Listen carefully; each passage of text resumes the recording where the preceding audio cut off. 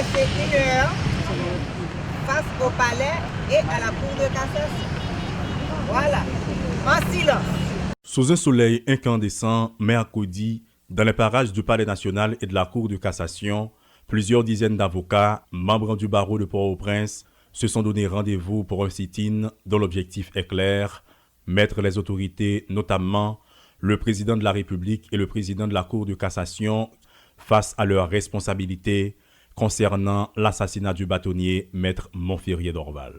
Les avocats reprochent au chef de l'État d'ignorer leur demande d'autoriser la mise sur pied d'une commission d'enquête internationale dont la mission serait de découvrir les auteurs du meurtre de Maître Montferrier d'Orval. Et c'est la bâtonnière, Maître Marie-Suzy Legros, qui rappelle les démarches déjà entreprises à cet effet. Nous avons une lettre de saisine au rapporteur spécial sur l'indépendance des juges et des avocats.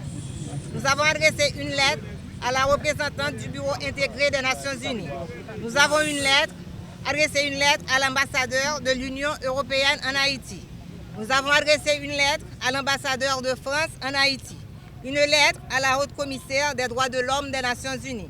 Et nous avons fait la saisine du rapporteur sur les exécutions extrajudiciaires. Les actions du système judiciaire haïtien n'ont pas convaincu les avocats du barreau de Port-au-Prince. Malgré tout, l'Ordre des avocats n'entend pas lâcher prise.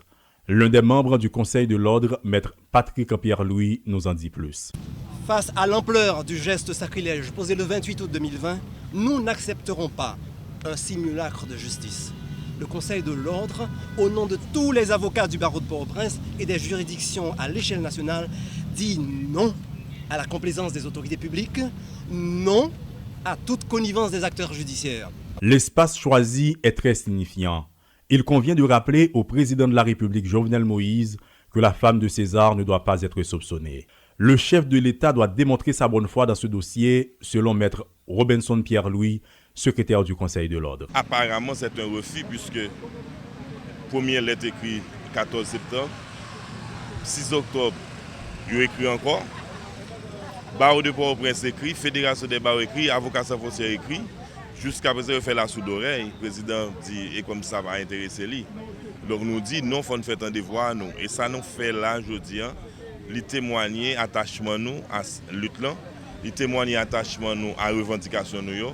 Nous pas camper. S'il arrive que c'est une seule personne, le bâtonnier, le secrétaire, ou bien le trésorier, ou bien uniquement 2-3 personnes qui dans le conseil là, qui pour venir là, bailler pression ça, nous continuer à faire jusqu'à ce que nous joignent condamnation des assassins. Après le saccage du domicile de Maître Montferrier d'Orval suite à son assassinat, ce sont les pièces constituant le corps du délit qui ont été volées au greffe du tribunal de première instance de Port-au-Prince.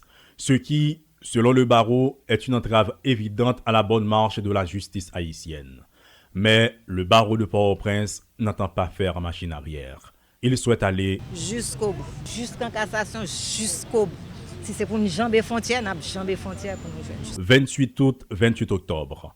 Déjà 2 mois depuis l'assassinat de Maître Montferrier d'Orval. Malgré les mouvements de rue, les discours et les protestations de toutes sortes, la femme aux yeux bandés n'a trouvé jusque-là personne à frapper de son glaive. Si Maître Montferrier d'Orval n'obtient pas justice, la défaite du droit sera non seulement effective, mais aussi irréversible. Et entre-temps, l'enquête se poursuit, semble-t-il.